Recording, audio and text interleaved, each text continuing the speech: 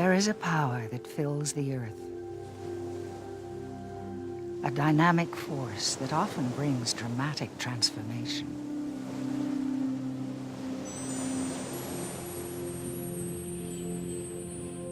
Like a rushing wind, it is a power unseen, yet undeniably real. And throughout history, it has influenced the destiny of every generation. When unleashed, nothing can alter its course or limit its potential.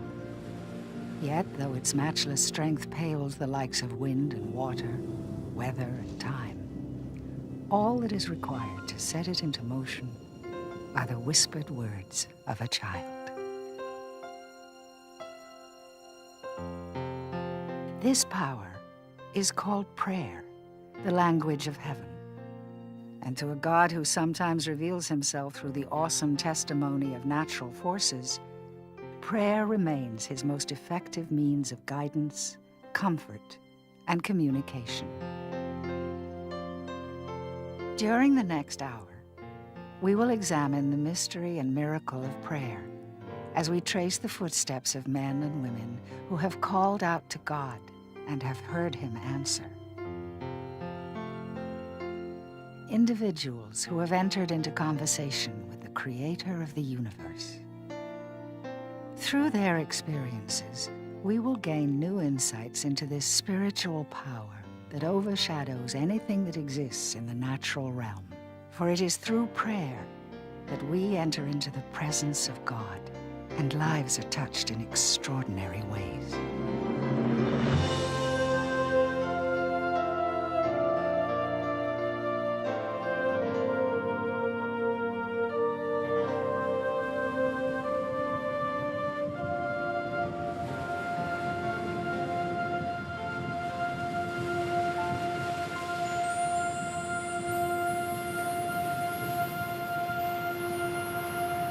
It has been said that prayer moves the hand that moves the world. For through the centuries, the same God who fashioned and controls all of creation has continually responded to the petitions lifted from faithful hearts. This ongoing communication between mortal man and infinite God is nothing short of miraculous. And in 1993, Duane Miller, a young pastor, experienced its power in the midst of a crisis that would change his life. Hi, gang. It's Monday afternoon on the Duane Miller Program. Glad you are with us. It's about 7 minutes after the hour as we start a brand new week. Hope you had a great day in church yesterday, and I hope you're driving carefully on those freeways out there. Don't cut that guy off. Just stay in your lane and mind your manners. On this Monday afternoon, we want everybody to get home safely. You're listening right here on KTEK. It's 11:10 a.m. Our number is 713-961-4191. We'll be taking your calls in just a few moments. We've got 2 or 3 subjects we want to talk with you about today. Hope you'll be encouraged. It was in January of 1990 on a Sunday morning. When I got out of bed that particular morning, I just felt wretched. Everybody's had the feeling at one time or another when you know you're coming down with something. I was achy. My throat was scratchy. I just felt miserable. It was one of those Sundays I would love to have crawled back in bed and pulled the covers over my head. But I had to go preach. I didn't have anybody down at the church to fill in for me that day. So in the 8:30 service, I tried to do my message and my song the way I had planned. And I didn't like the way it sounded, and I certainly didn't like the way it felt in my throat. So at 11 o'clock, I just got through the outline as best I could. By Sunday night, when I returned to church, I was desperately ill. I had such a fever. I was dizzy. I could barely stand up. I really hurt. I was just physically, for that night, shot. But it turns out that that flu virus got into the nerves of my vocal cords and destroyed the nerves. And for the next 3 years of my life, I was left with a pressure in my throat that was like a hand on my windpipe, gripping and testing me right here. It's almost like this is all he could do. It was just kind of like, this, and then it would just fade away. He would just talk like this. That's all he could do. You had to work. You had to work very hard to understand what he said. Basically, carrying on a conversation with Duane over the telephone was almost impossible. Tests, doctors, medical center, that became the routine of our life. And my voice didn't change. No matter what I did, it didn't change. They thought at one point I had multiple sclerosis. They thought at one point maybe a rare form of epilepsy. They thought perhaps myasthenia gravis. We went through a myriad of things.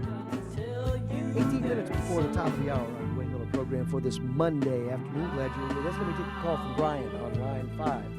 Hi, Brian. How are you this afternoon? Glad you have called. Glad to have you as a part of the program today. Brian, I lost my voice to a virus in 1990, and I was told by the best doctors in the world that I would never be able to speak again. Somebody involved in ministry like I was, that's pretty tough medicine. My doctor came in and sat down with me one Friday, and he said, Dwayne, I want you to take a leave of absence. And I said to him, a couple of more weeks. I've been out of the pulpit for almost 5 months already. And I've said, couple weeks, no problem. My church will be thrilled to just hear the news, and sure, we can do that. And he said, no. I want you to take 6 months off from now. And he said, that 6 months, I want you to be totally silent. So on following Sunday morning, I went to the pulpit in Brenham, and as best I could croak it out, I told them what had happened to me, and that the doctors were saying now that they weren't sure I would ever get to preach. And I said, gang, you need a pastor. You've been more than fair, and I love you to death, but you need somebody that can be here and take care, and I can't. So I stepped down and resigned. So we came back to Houston at that point in time. Joylene, my wife, becomes the breadwinner in our family. So suddenly, I'm put in a position where I can't provide. That's tough. What's your day-to-day? That's exciting. I didn't feel like God had let me down, but I said so many times, Lord, I know you're up to something I don't understand, because you've given Dwayne such a gift for teaching and for understanding the scripture. And I know you're not done with Dwayne yet. I know you're not done with him. We go through things, and he allows us to go through things for a purpose. Sometimes we'll know the purpose, and sometimes we won't. But I never felt like God let us down. I'm a very practical person, so I just felt that if Dad was going to be mute, if that was what it was coming to, that we needed to figure out how we were going to communicate with him. And, so my way of dealing with it was to go take sign language and to figure out what it was I needed to do so that he would be able to communicate.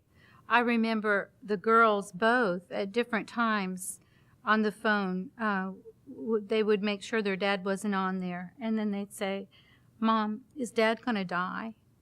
Is he going to make it?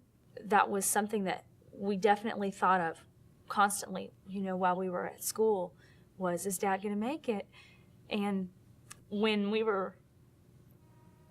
before I was born, my father had recorded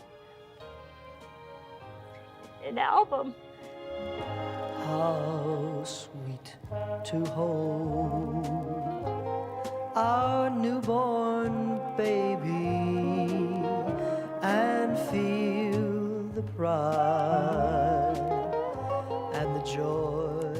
For 3 years, I played that album just so that I could hear my dad's voice. Because he lives, I can face tomorrow. Initially, you pray for the healing immediate, for the restoration to what you consider normalcy, and you pray immediately, God, I want out of the box, touch my voice. I want to speak clearly. I want my job back. I want my kids back. I want things to be the way they were. I'm disturbed. I'm uncomfortable. I don't like this. God, put me back put Humpty Dumpty back together. That's your first prayer. And anybody who would say to you that that's not their first prayer, I question their veracity. Dwayne came over to the house. He was unannounced. He walked in, and we talked for a while. I could now see the gravity of the situation that he was in, what the doctors had said, and they had said at that point that he was not ever going to have his voice back again. And there was some tears. It's hard to talk even now.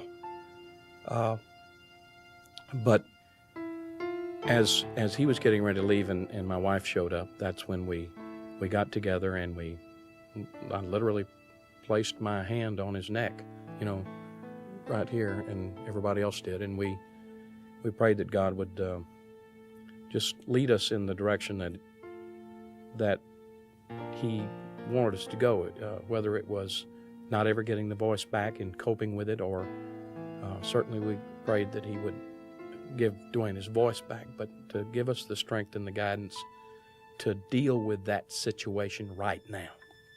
And that's what we prayed about. But over time, you begin to pray, God, obviously you have another purpose in all of this.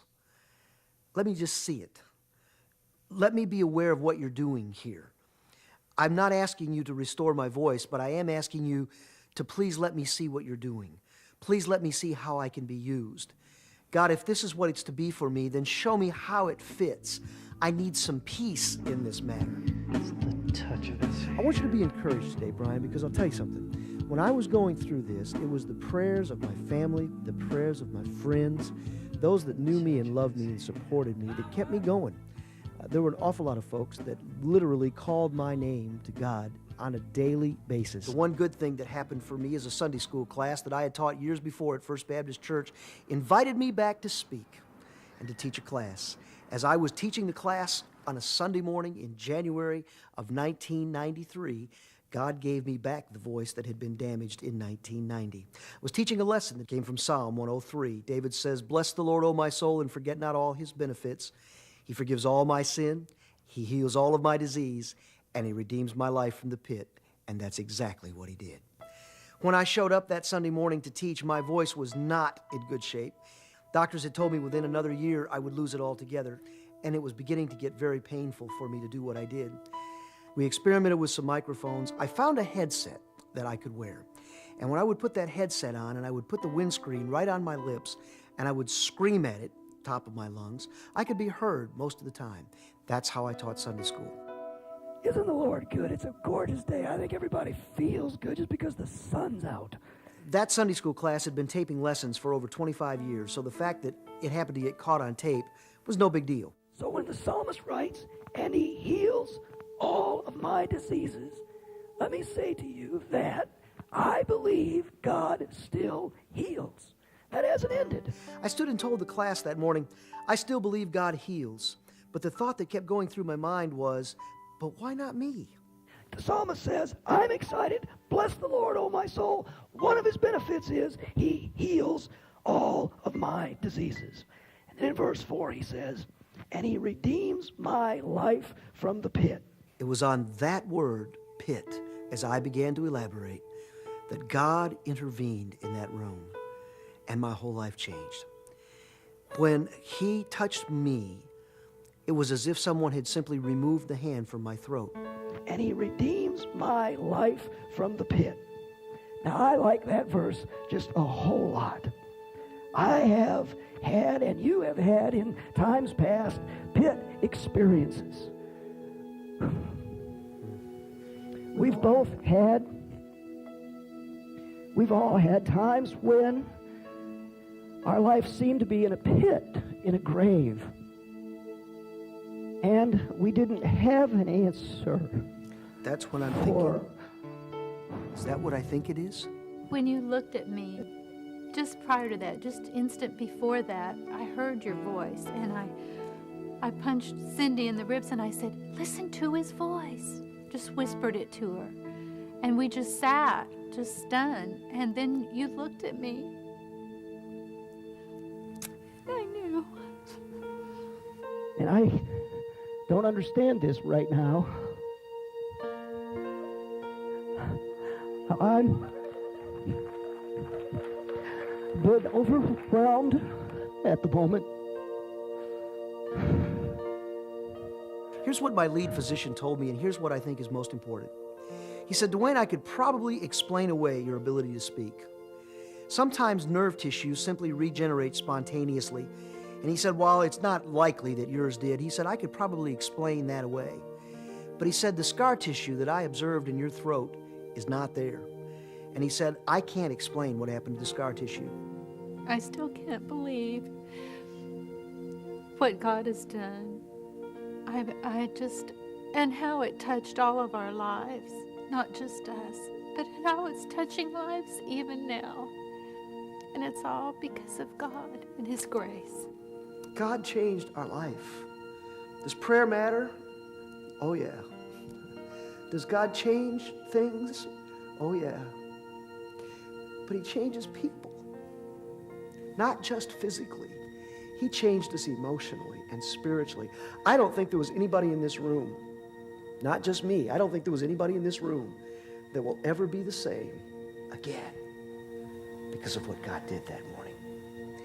I suppose that I believe God gave me back my voice simply because He wanted to point out that somebody that is as average as I am, God can work in their life. And you know what? That means, Brian, there's hope for you. It means that everyone that cares enough to ask God, to seek God's face, has the hope of a miracle in your own life. That's what I'm all about. Because He lives, I can face tomorrow. Hey, gang, thanks for joining us on the drive home today. Thanks for driving safely. Don't forget to keep praying, keep looking up, keep believing God. He answers prayer. We'll see you same time tomorrow on the Dwayne Miller Show. Till then, I love you, Mom. Good night, Houston. He holds my future.